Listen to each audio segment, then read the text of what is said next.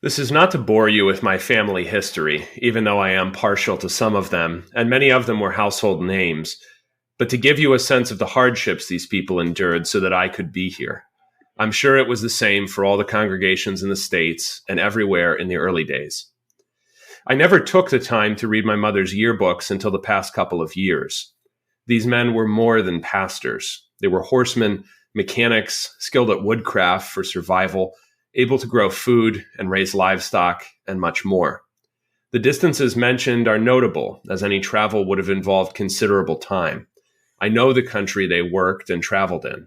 I worked in it for half my life in its raw state, but at least I had trucks to get myself home and reasonable roads to travel on. These men survived by the grace of God. It's no wonder now that when I think back, I never heard my mother ever complain about living conditions. Bob Schultz, Mellowdale, Alberta.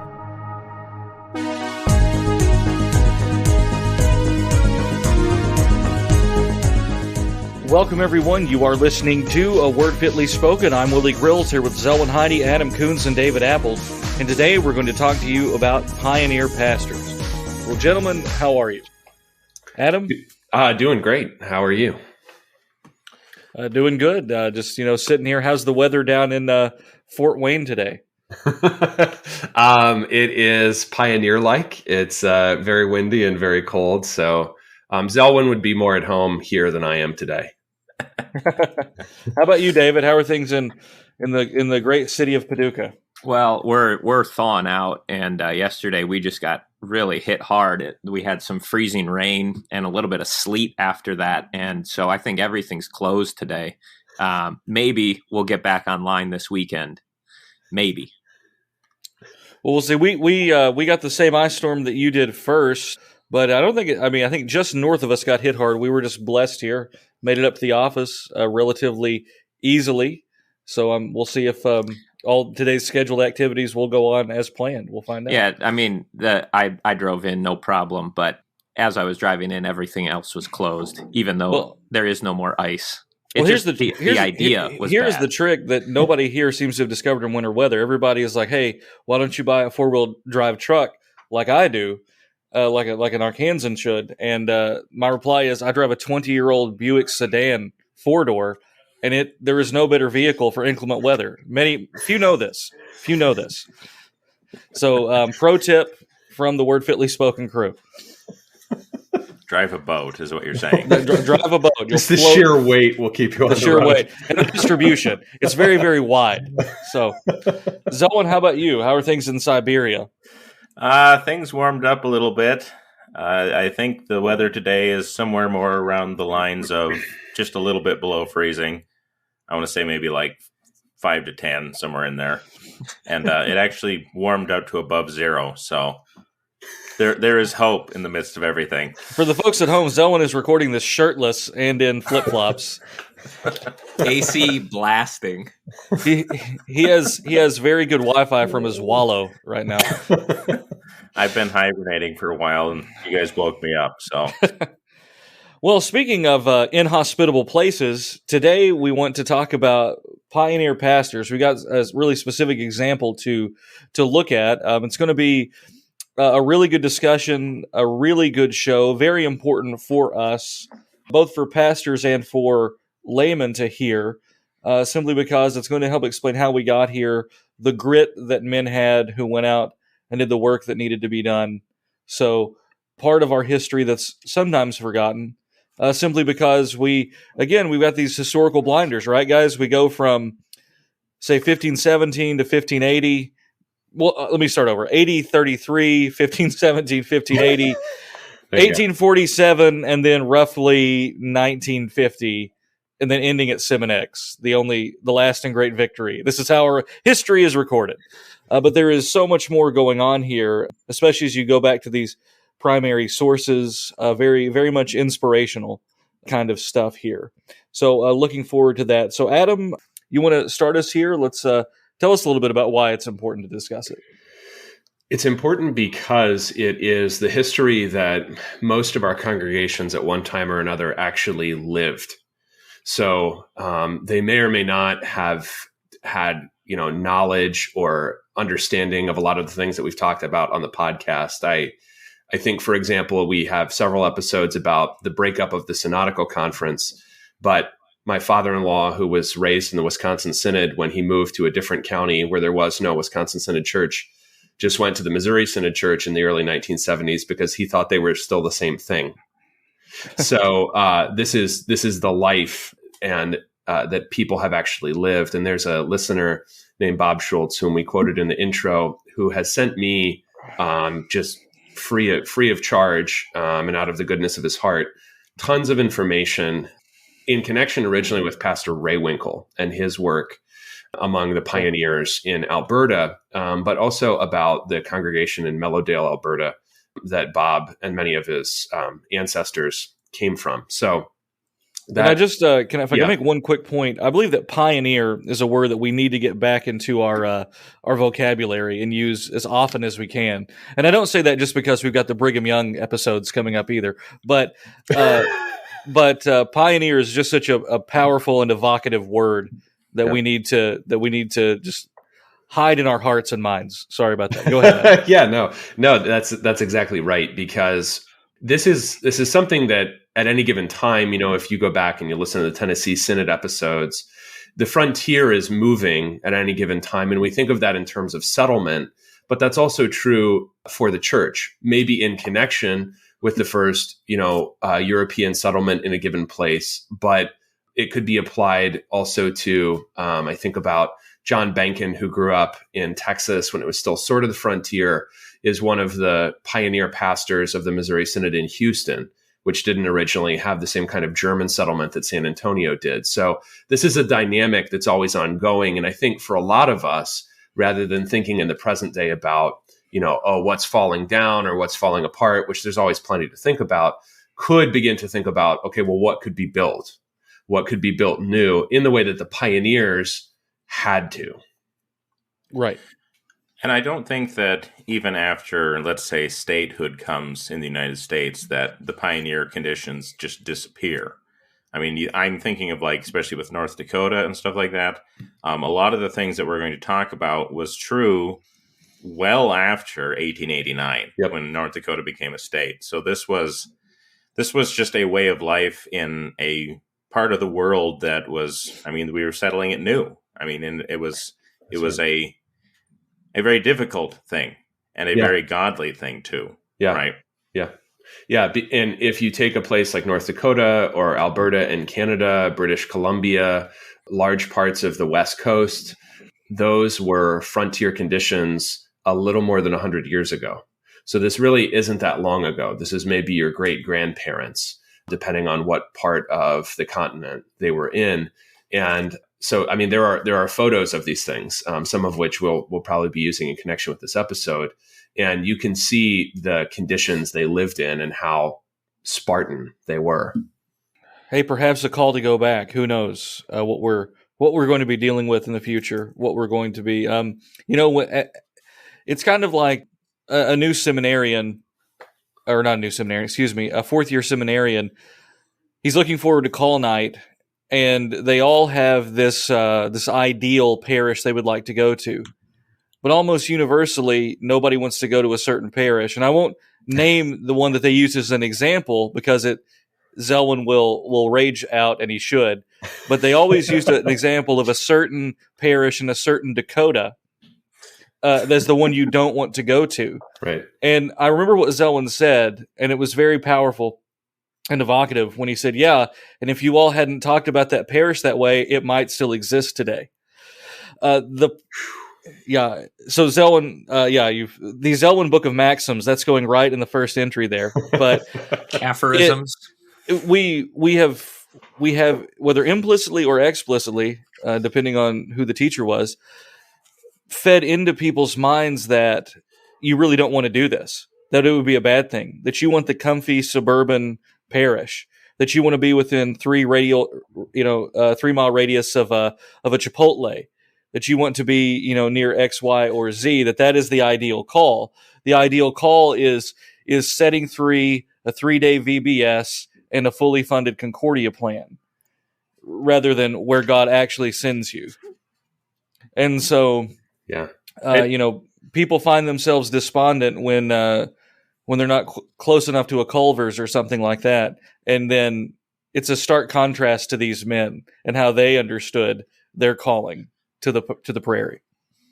Well, and your Chipotle call, and all the comforts that you have, and your 3-day VBS, and the being fully salaried and all that sort of thing, that only exists because of the sacrifices that these men made. Yeah, you stand on their shoulders. So, I mean, it really, because when you look back at some of these guys, traveling distances we can't even imagine, which we'll get into, and yet being underpaid besides, I mean, the world was not worthy. I mean, there's really no other way to put it. Yeah, absolutely. Yeah. And there is a pastor who served Christ Lutheran in Mellowdale, Alberta, named Albert Schwerman, who would later be a professor at Concordia College, Edmonton. And when he was placed out of St. Louis, they asked him if he was interested in missionary work. He said, of course. And they said, well, what about India? And he said, well, it's just way too hot. So they said, okay, thank you. And on call day, which they had a lot less notice of than our students do now at either seminary or the two Canadian seminaries, they said Mellowdale, Alberta, and he figured out that it was the northernmost at that time parish in the Lutheran Church Missouri Synod. They were making a point. They were making a point, and he said, this is fantastic. And all of his classmates, gave him their condolences, basically. So I think at any given time, not everyone is really cut out to be a pioneer. There are always people that go home. And Ray Winkle talks about that too, in that which you get through his memoirs quoted in the Ron Stelzer biography we talked about before, that the attrition rate in any settlement situation, and this is true for church planting, even in a giant city today, the attrition rate is always high because not everyone wants to have to do the things that not only pastors, but also the people had to do just to make a living. That reminds me of a story about out here in the Dakotas. My first parish where I was at over in Grassy Butte used to participate in the old vicarage program. Mm-hmm. And when I say the old vicarage program, that's when the vicars basically served as pastors, more or less, for a time. Yeah. You went out and you didn't have a supervisor and that sort of thing. But anyway, the point is that there was one who came and was more or less installed as the vicar at that place, but then he was gone by the following morning. And they still remember this. But I mean, basically the point being that he recognized that he didn't want to be out here. He didn't feel like he was cut out for it. And while I'm not going to praise him for it because it was kind of a cowardly thing to do, it certainly shows the difficulty of this situation. And this was in the 50s. Yeah. So it is a different thing. Absolutely. I mean, do you have any idea what spooked him? Did he get out there and say, we don't even get the Dumont network? I can't do this. Well, I don't even think the highway was paved at the time, so that was part of it, I'm sure. So it's a remote area, let's put it that way. Zelwyn is presently tearing up the roads right now, trying to bring it back. The only way to get around is by train. That's the only acceptable way. Well, all right. Well, let's start digging into this a little bit. Let's talk about the settlement that we're going to specifically talk about here, Adam. Yeah, because the things that we're talking about are, like we said, relatively recent, 100 and a little bit more than 100 years ago. You'll find similar dynamics if you look up a frontier for basically anywhere you are on the North American continent. In Alberta, you're dealing with settlement where it becomes a province in 1905. So that's pretty late. And at that point, they're trying simply to settle it, to get someone there.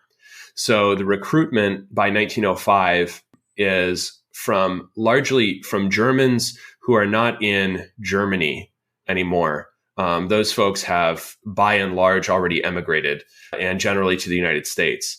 So what you get instead are people coming from Russia, coming from what is now Ukraine, might soon be Russia, I don't know. But at the time is the Austro-Hungarian Empire, coming from what is now Romania, so Transylvanian Saxons. So they all speak, which is a real thing. It is a very real thing. Yes. And so they all speak German more or less, but They have very different customs. They have different hymnals. They have different food. And really all they have in common is that allegedly they're all Lutherans. And so they come to an area that in Saskatchewan or Alberta, and we have a Saskatchewan native on the show today. It's Willie. But I feel the need to point out that is a joke. Right. The first and last time I'll ever explain a joke to anyone. but the land is very marginal for agriculture in many places, but it is free to white settlers. So that they're brought here on the train and sort of dumped off, and then from the train station they're going to make their way largely by ox. Ox carts are the way that they're going to get around for about 30 years until cars become somewhat more common. But then they're going to try to farm, and they're going to do pretty well.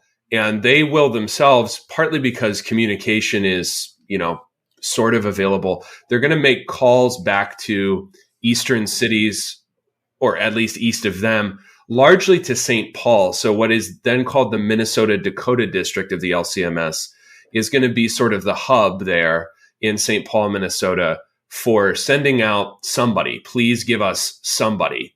And so some pastors will come from Ontario, but largely they're going to come from the United States. And because, let's be honest, this is always the dynamic, largely because they can't say no, they will come from the seminaries in Springfield and St. Louis.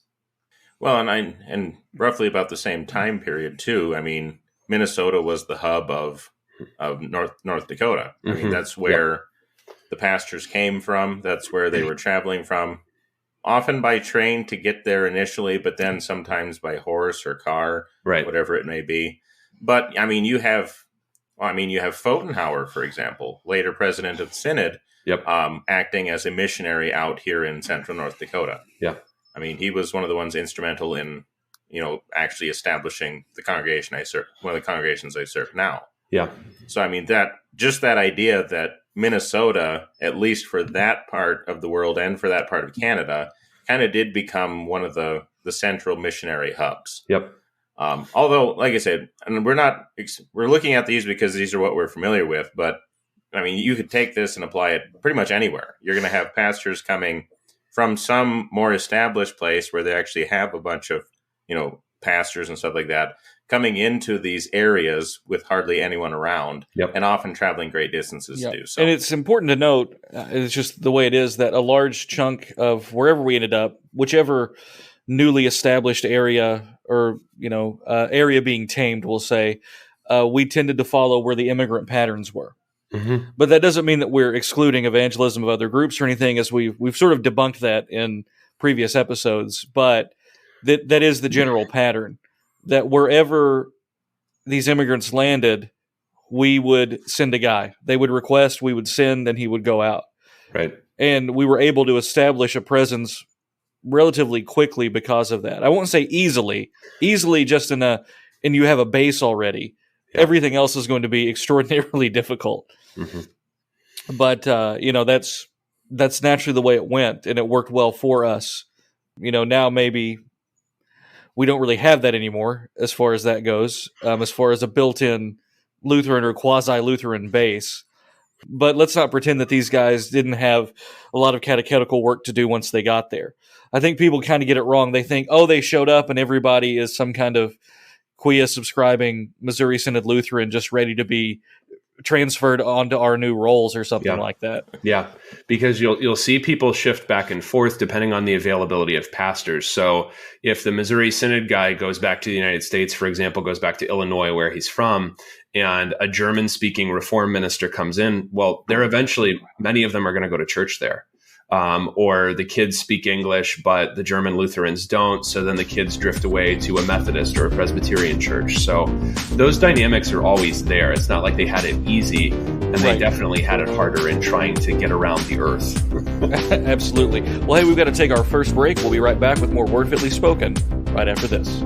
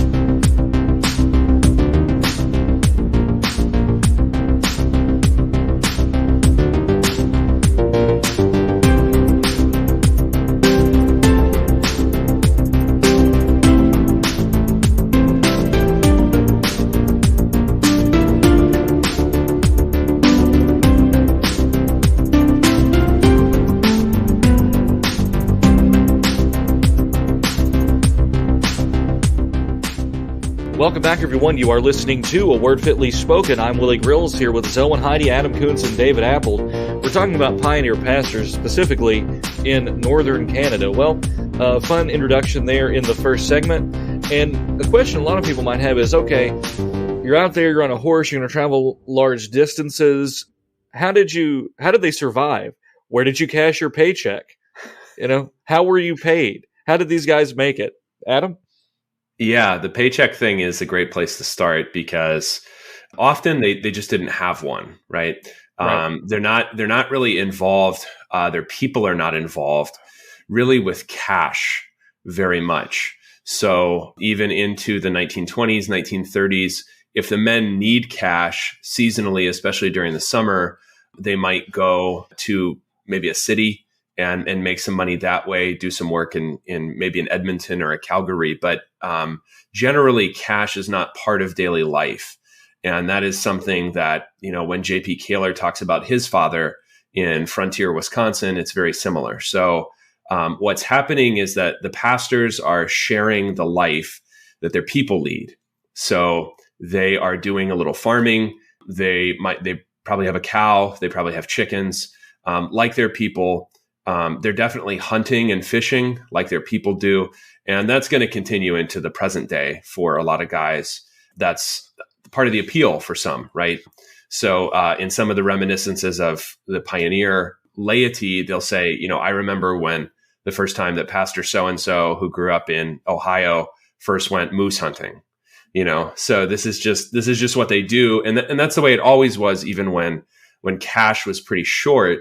The difference for a pastor is that he has to travel a lot more than a farmer. And he's traveling all the time, not just seasonally for work. So what he's going to do is, and there's a really beautiful reminiscence by Albert Schwerin. He'll say, I never went hungry. Because the thing that they universally witness to is that these people have an incredible sense of hospitality. Right. So he said there are times where, I don't eat lunch because I can't get candy bars. There's no snack food, and I don't have cash anyway, and nothing is really for sale. But once I get where I'm going that day, the people will feed me this and they'll feed me that, and I'm never going to go hungry, really. Right. I might miss a couple of meal times. We're reaching wholesome levels that shouldn't even be possible. Yeah. No, there is something. This is going to sound a little strange to some people, but if we treat the pastoral office as merely another career, then it becomes, at least in part, a means by which to attain whatever worldly goals are. And when you find yourself straddled with debt and mortgages and the struggles and cares of this life, you are not as liberated. You're not as free as some of these guys are. Their lives and their callings were much, much more difficult, immensely more difficult than ours are. And yet they have so much more freedom in a way.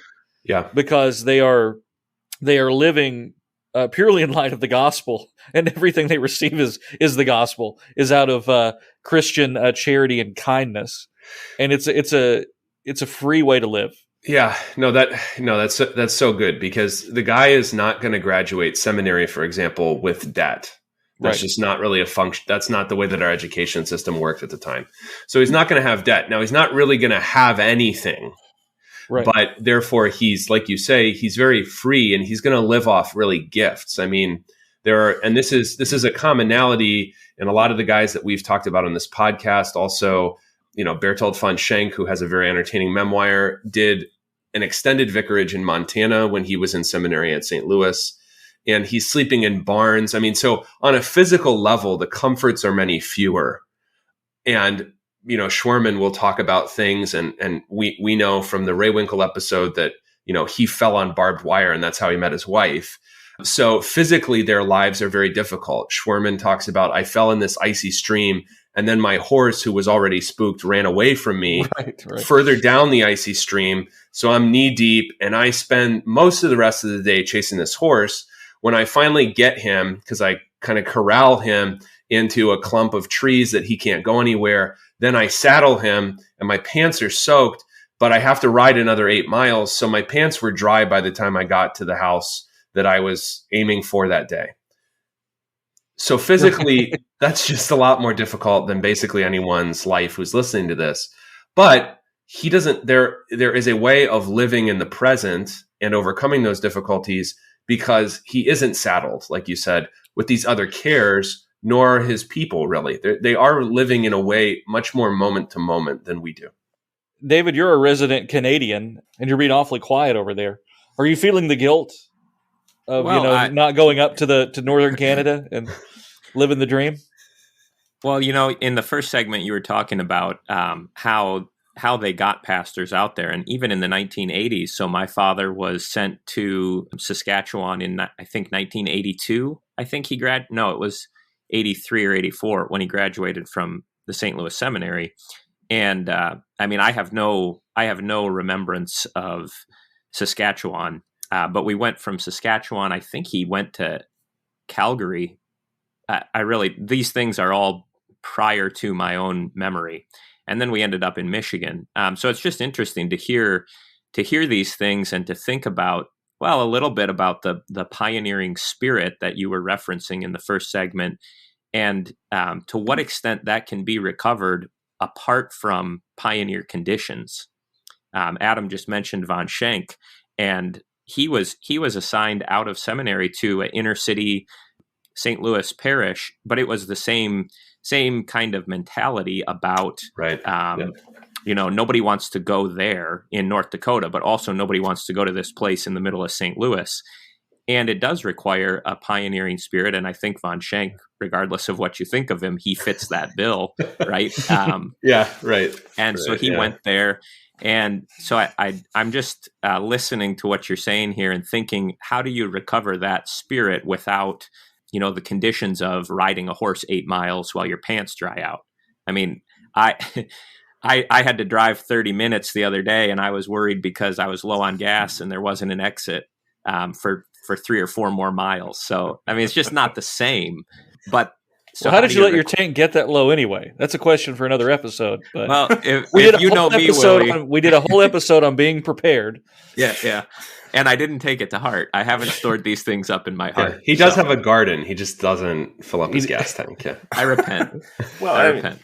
I think, asking the question of like, how do we actually have this pioneering spirit when it seems like the pioneer days are gone? And probably, I think the best way to tackle that is to say, to be willing to do whatever is needed to be done, regardless of the cost. And because the reason I say that is because I'm thinking like in the old days, like here in North Dakota, where the railroad, there's only 2 main rail lines that go through North Dakota. One kind of follows what is now Interstate I-94. The other follows what is Highway 2 up in the north, the High Line.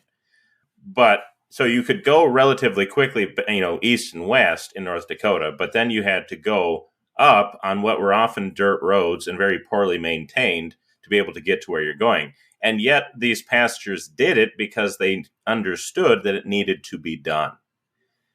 And maybe I think we've lost that to some degree, that willingness to do just what needs to be done in the interest of comfort, in the interest of, I don't want to overwork myself or whatever it may be. These men were willing to pay great prices and a great cost because they knew that this needed to be done. Yeah, I think the focus on the task and an awareness of the stakes, that if you don't go there, it's not like they have other options or someone else is going to bring them the gospel, or if he does, he's going to bring it with some admixture of falsehood. So you need to do this. And why can't that be a motivator? This is another case where if we're not careful, we'll sort of do a justification by systematics here and go, well, election is what it is, so God's going to send somebody there to call them anyway, so it doesn't have to be me, right? I mean, there is a way in which you can read your way out of doing this work if you're not careful. Well, somebody else will do it. Here I am. Well, that's just for Isaiah. That's not for me. Yeah. The only passages I can take out of context are the ones that make me feel okay. So that this idea that, hey, God might actually call you into some place where you don't want to be is it's not entirely foreign, but the exercise of it, guys become very surprised when they find themselves facing that situation. And look, the fact of the matter is, God will raise people up to preach that gospel. God will send people where he will. And sometimes that person might be you. And you can't just simply say, it's not going to be me. I mean, you can, you're free to do that, but that puts you in a difficult spot with the Lord there. Yeah. I think too, lots of guys talk from a lot of different perspectives about having or their peoples need to have a high view of the pastoral office. I don't really think you can express a higher view of the pastoral office than I wrote a letter and I hope that it would travel over 500 miles so that some pastor would come to me. Well, isn't it interesting that you rarely see in these source documents, in the primary sources, in the diaries, everything like that, the letters, everything that's extant, you don't see, well, we need a pastor, but Fred's here, so we're just going to let him do that work. We're going to let him start consecrating the elements. We're going to let him start absolving. Yeah. No, that's totally right. Because the thing that they did before, especially cars being widely available, so pastors could travel faster and farther, is what are called readers' services. So exactly. They read usually apostle, maybe like a Luther apostle for that Sunday, and one of the elders of the congregation. Yeah, and we still have that now. I mean, like if a pastor is missing or sick on a Sunday, whatever, he's not there. That's what a lot of our congregations will do. Yeah. That's the vestige left of that. Yep. Thinking of that reader's service, though, actually here in the church I'm in right now, there is one of those old sermon books. It's a very old book. It's actually older than the nation. It was printed in I think like 1750 or something like that. But that's what they would do is if the pastor wasn't there, they'd crack open the book and they would read a sermon. And that's how they got what they needed until they had someone able to come and serve them. Yeah. So you do have these little, I bet many times if you dig deep enough in your church somewhere, you'll probably find stuff like this that's still around that's just gathering dust. Yep. I mean, well, and it's also a high view. It's a high view of the office for someone to request a pastor to come, but also the guy who goes has to have a great sense of himself that I have to go do this. I have to go travel on horseback to preach a 30-minute sermon because it is important that I do it, and I can't just call in sick and say, it's just too far. There was some ice yesterday, so I can't be there. Yeah. I mean, both the pastor and the congregation have this great sense that having a man in person is, whatever the cost is, we're going to suffer it. Yeah. I would say also their common sense of what they were assigned to was generally a parish. So, for example, Schwarman was called to Mellowdale, Alberta, and vicinity, and that was sometimes defined by the district. Your parish is all of the communities on the rail line between Calgary and Edmonton at one time, and then eventually, when the different congregations that entails get big enough, then okay, we're going to split that territory in half, and now half of that territory is your parish. So they thought they were, quote, parish pastors, but the natural way of thinking wasn't in terms of this or that congregation. It was more in terms of just groups of people, some of which are organized congregations, some of which we would call preaching stations, sometimes involving different languages, right? So the most common mix would be you have 2 German congregations and then you have 4 English preaching stations. But there are guys who are doing Latvian, Russian, German, and English. There's one guy that did all of those things in Alberta. And he had all the Latvian congregations, and then he had a couple other geographically, near ones. So they are parish pastors, but the way that they think about the church is very different than here's my congregation. It's more like here's this area, and there might be one big congregation, or there might be 3 small ones, or whatever. But I have an area and people collected within that area, rather than this group right here and only this group and nothing else outside of it. Well, you think like here in the Dakotas, I know I keep coming back to Dakotas, but that's Yeah, just no, what it's I know great. the best. So, um, like out west, for example, you had a pastor who served in one county, and the whole county was more or less his parish, but he also served an area that included at least two other counties. And in that part of the state, counties are very often bigger than some states. Mm-hmm. So, I mean, you're talking a pastor serving an area with a radius of at least 60, 70 miles, Mm-hmm. in a big circle kind of a thing.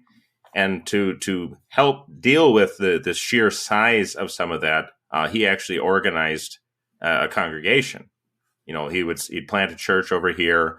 This is where you guys are going to meet, and when I get to you, then we'll have service. That kind of a thing. It wasn't every Sunday, Right. But it was just that kind of mentality of, okay, we'll organize locally for the people, but the pastor is the one actually going in between, even over these great distances.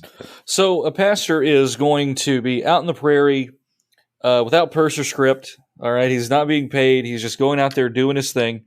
Mm-hmm. He's going to be going around to various places. What do the meeting houses look like at this time? Well, usually they're houses to start with, and then once they begin to build, they will often be a log church. Now, the people are kind of proud of that in retrospect, but they will generally build a frame building as soon as they possibly can. Everything is going to be built by them, even designed by them. So, for example, in the case of Mellowdale, they get a church furnishing catalog, and then they try to build an altar that looks like what they see in that catalog out of apple crates that they have. So things are home built. So then costs are pretty low because they just need things like nails and shingles, which they can't make for themselves necessarily. But those are the buildings they're going to build. And those buildings will always have multiple uses. So, if you go in a door behind the altar, that's the schoolroom, but that's also where in a given location, maybe that's where the pastor sleeps when he's there. There's usually going to be kind of a central location within a parish, if it's not his sole congregation, where there's also a parsonage. So the idea of the parsonage is, not just, this is for tax benefits or something. It's like, this is actually needs to be here. And then the parsonage will also be, once you get that built, generally the location for the school too. The schools, like the church services, like Zelwyn mentioned, are normal, but sporadic. So you may not have school except for maybe a month a year, but you'll have it every day that month. And it'll be in that room behind the altar or in a room in the parsonage or something. And that's going to be reading, writing, and arithmetic and preparation for confirmation. Because I would say that the thing that people mention most, the laity mention most, is the importance for them of the pastor coming and teaching confirmation. And this is, whatever else could be said about how we practice confirmation or what we should do. The importance, I think, if you think of it this way, it makes sense why it matters kind of on a deep cultural level, is you came out here, you're in the middle of nowhere, and the pastor came to you and he taught your children. So now your children are going to be up front and they're going to promise to be faithful to Jesus unto death. You understand on a human level how much that means for parents who came from a different country across an ocean, and here their children are and they're saying that. So, that is a very powerful thing. And it's mentioned by practically every pioneer layman, not really the pastors. The pastors will tell stories about horses or stories about hunting, or farmers that won't go to church with other farmers because they threaten to shoot them if their animals got in their land again. So they have to go to different congregations now. But the laity will almost uniformly talk about how much it meant to them that they were confirmed. Right. Or, not having church because of an Indian attack. Yeah, That happened in my church's history. Yep, Although, that's right. maybe just in passing before we go into break here, thinking about the meeting house and the kind of the doing it yourself mentality. Yeah. One of the churches that was out here, it was long abandoned. I mean, this church hadn't been in existence for 70 years by the time I stepped into it. But the pulpit was very interesting because it was nothing more than 2x4s, and plywood. But it was done up into, the 8-sided like you usually see. Uh-huh. So these pastors, or these laymen, even though they had very little, I mean, it was, like I said, plywood and 2x4s, yet they still took the time to shape it into what they remembered, because it was that important to them. So I think that says something about the pioneer mentality. Oh, absolutely. And, it's kind of the care they took with little versus the absolute monstrosities that we have built in times of plenty. Just something to ponder as we go to break. We'll be right back with more Word Fitly Spoken right after this.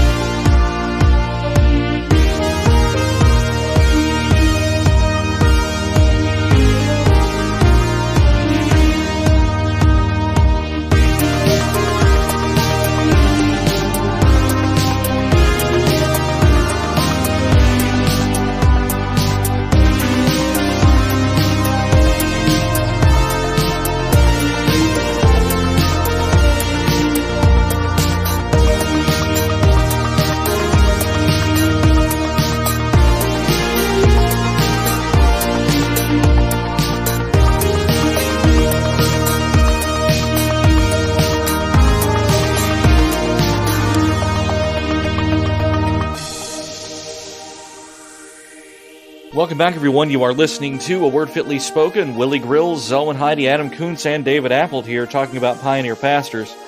Well, a very fun discussion, sort of envisioning what these guys went through.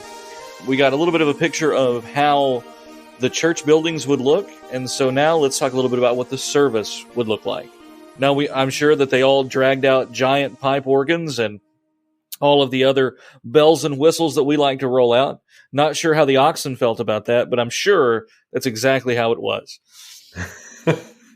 Yeah, I think the organs came along with the extensive vestments and everything. I mean, yes, yeah. I mean, as Lutheran history is, right. Well, first they built an organ, then they built a church. Right. If I can borrow a meme. Yeah, that's right. The pastor had a black gown, which was pretty practical because it was just one thing to carry, and a lot of them would roll the hymnals that they would bring with them in the gown, and then tie the gown up kind of behind them on the horse. So that was practical, and that was easily done. And the hymnals are pretty small at this time physically, so they do have hymnals. The liturgy they have as, let's say, an order of service, depending on where in Europe maybe the predominant group was from in a congregation, they might be singing it, sometimes at an extremely slow tempo. Rehwinkel complains about how slow the Volga Germans are. He just really can't stand them, kind of as a group. It would be called racism if he had said it 100 years later. Just can't stand them. Admires them, but can't stand them. So, all Cretans are liars. All Volga Germans. Yeah, exactly. Right. And so, but yeah, organs are pretty unusual. They do try to get them eventually, and the pastors will sometimes end up playing them, from what I can find, often with one finger, because they have keyboard instruction from their musical training, and that's more than anyone else can do. But that's kind of it. So it's largely a cappella, and depending on where the immigrants are from, they might think that singing the liturgy. I mean, I don't mean like TLH style, like the pastor talks, the people sing. I mean, like anyone singing any part of the liturgy.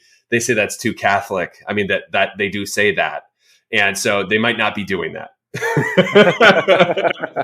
So, but everything is spoken. There is, let's say, a liturgy, and there are definitely hymns. I would say the hymns and the use of the hymn book, it was more enduring and was brought over and then picked back up.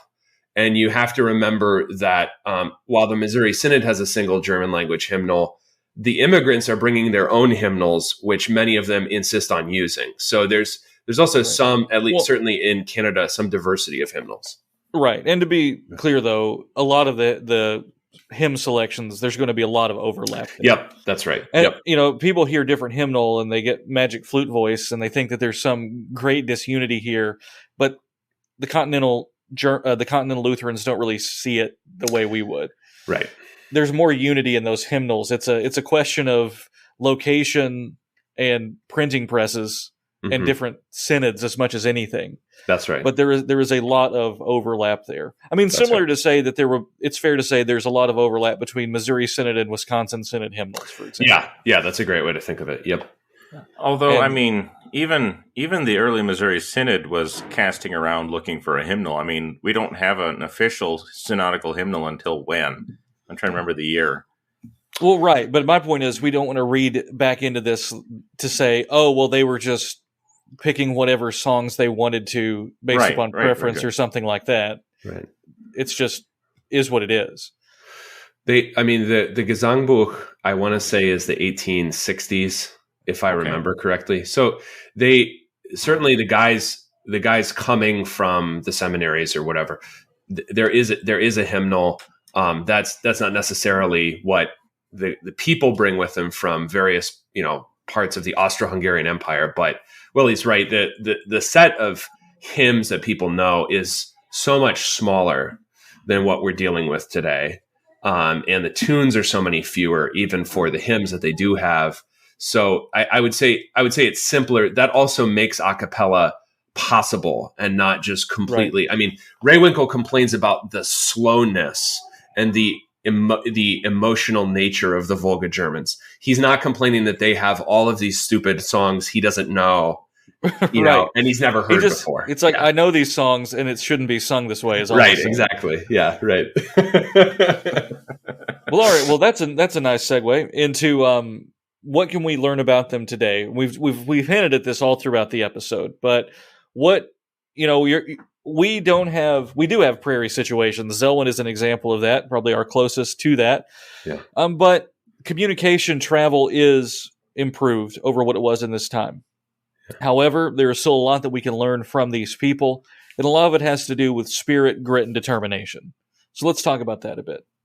Yeah, and to pick up on something David said earlier, this can exist in highly urbanized situations because the people themselves, depending on their life experience, depending on where they are, depending on how distant they are from kind of the hub of the Missouri Synod, may themselves have, even if they don't own a car because they're living somewhere so urban, this pioneer mindset themselves when they call a pastor, for example, that they are simply grateful that someone is willing to come.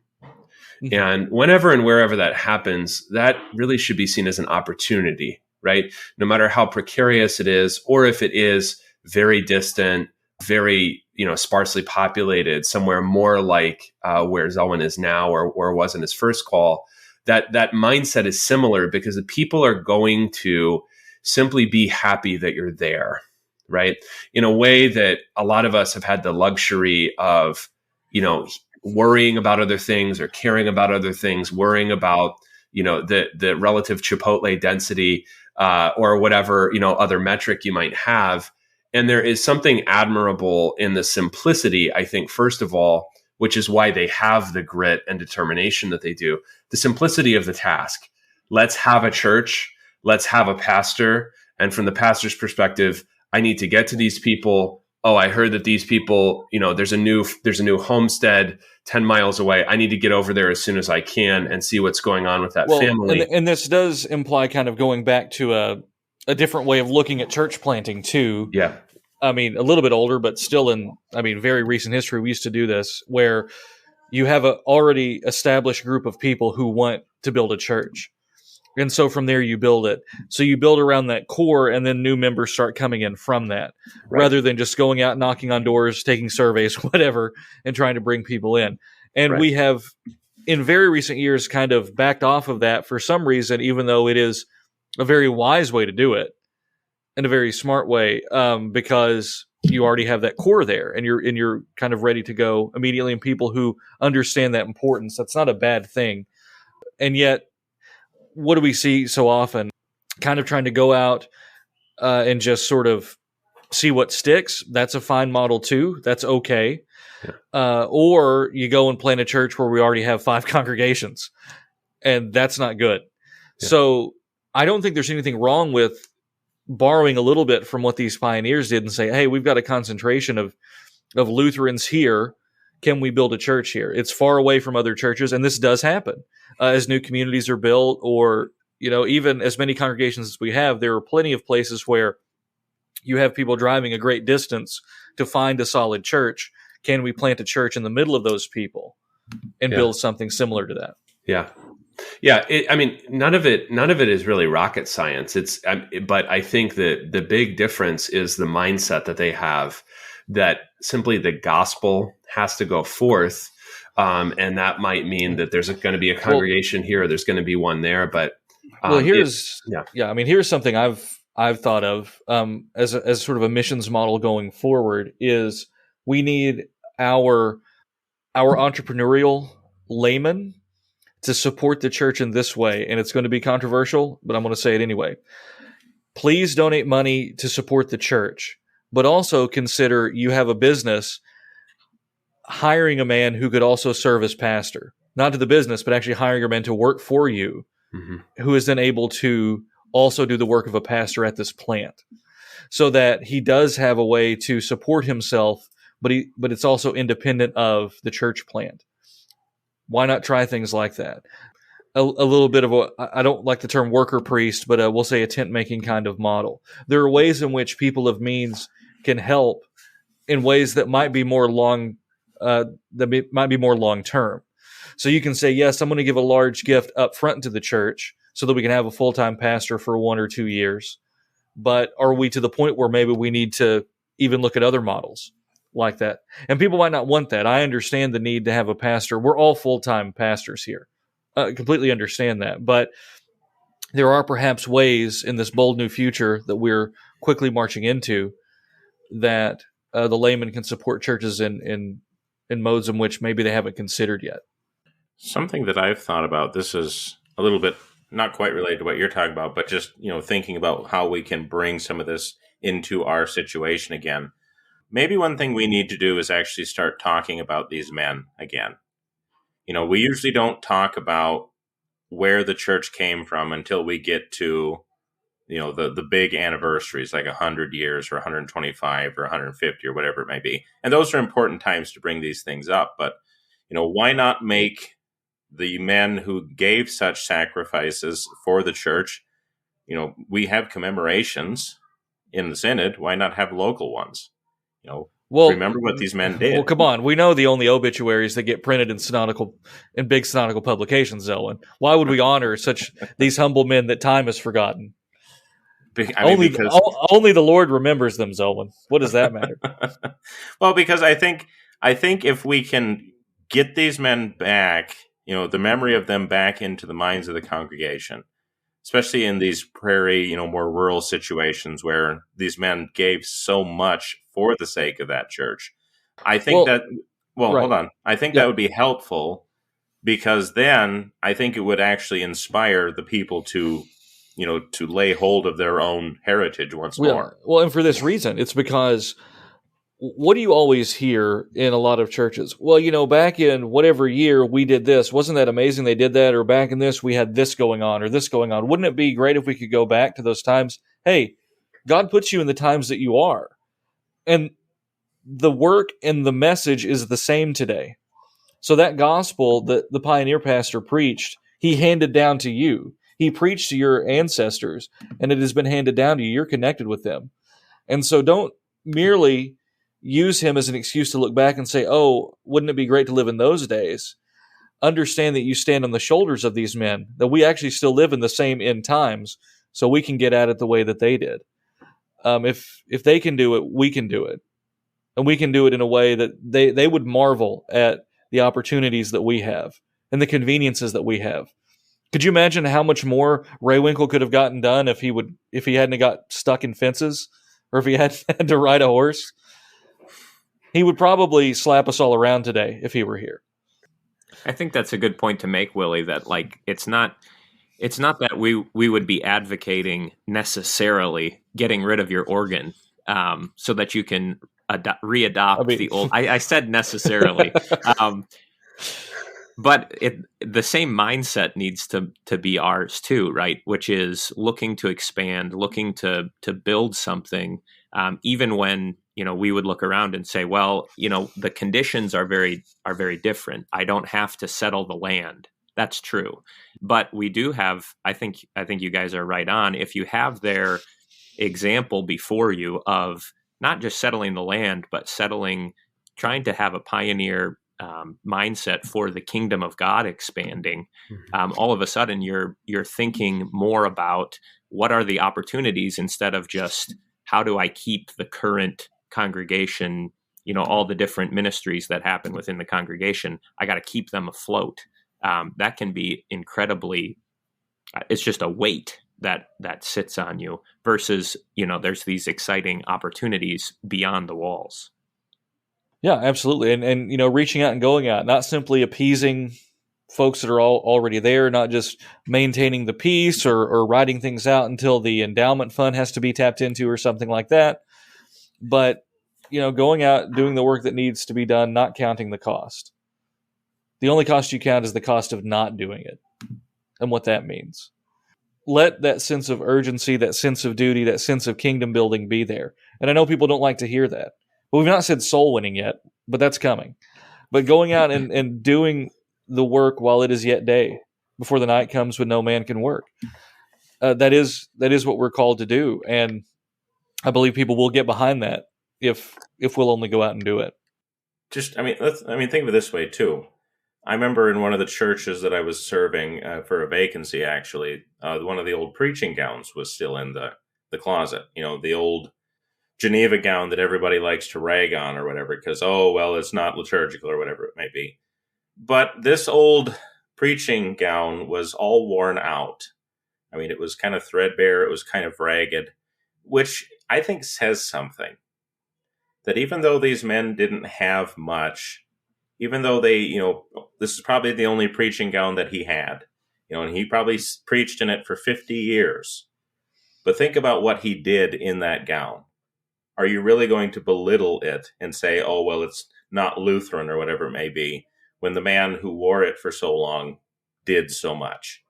I mean, we shouldn't take our fathers for granted, I think is maybe the key message of this entire episode. Wouldn't you agree? Yeah, absolutely. I mean, honor thy father and thy mother. And this is the way in which we can do it by not embarrassing them post-mortem, by being good sons. And going out and doing it. I know it's the fashionable thing to do is to throw our fathers under the bus, but we really need to be lifting them up and letting them still lift us up based upon their testimony that they bore, based upon what they handed down to us. We are their posterity, and we should not shame them. So we're all getting Geneva gowns is what's happening. Well, it's very practical, I guess, with the dust and the dirt, and you show up and it's just one thing you have to put on. So pretty simple. See, if you work it real right, you could just make it into your dust jacket. Then you don't even have to take the thing off. And no Indian sweatshops involved in the production of these things. Yeah, there you go. There you go. Well, guys, we're coming up near the end of the episode. Do we have any parting words for the folks at home? Something that I notice in the different accounts that I've read, whether Ray Winkle or Albert Schwerman or really any of these other pastors in these situations who left firsthand testimony, is what I think of as just relentless good humor, which I think is something. It's something that when you go through suffering for a good cause and you persevere, you have. It does produce hope, right? It really does, just like it says in Romans. And so that hopefulness that you hear, or the good humor, the delight in simple things, all of those come out of someone who has gone through a lot, even only physically, which we've talked about, but also, spiritually has gone through a lot in order to do what he's doing. I mean, I'm sure these men, they certainly had time to do so, and traveling thought, why do I have to do this? Or what are, my classmates getting to do in well-appointed places that are warmer, or whatever the case may have been. It produces a certain good humor and very lively hopefulness in Christ that I want more people to experience. So it's not only that there is suffering, it is also that suffering produces a different kind of a life and imprints your soul differently in a way that is beneficial and wonderful, that our people and our pastors could, if they follow in these men's footsteps, actually get to experience themselves. Very good. David, any final words? I just keep thinking of, I know this is a controversial passage, the kingdom of heaven suffers violence and violent men take it by force. When I think of these guys, there isn't the alternate translation there, violent men push it forward, and John the Baptist and Jesus as kind of case in point. And I think that these pioneering guys, there is a sense of we must push the kingdom forward, and we suffer things for it, but through our sufferings, the will to persevere, like Adam was just saying, that sense just comes through when you hear their stories, and you think that's got to be the same way that I think about my own ministry. Yeah, very good. Well, thank you, gentlemen. Always a pleasure. This has been a Word Fitly Spoken. If you like what you heard and want to know more, check us out, wordfitlyspoken.org, facebook.com/wordfitly, or Twitter @wordfitly. I'm Willie Rills here with Zelwyn, Heide, Adam Koontz, and David Appold. God love you, and God bless.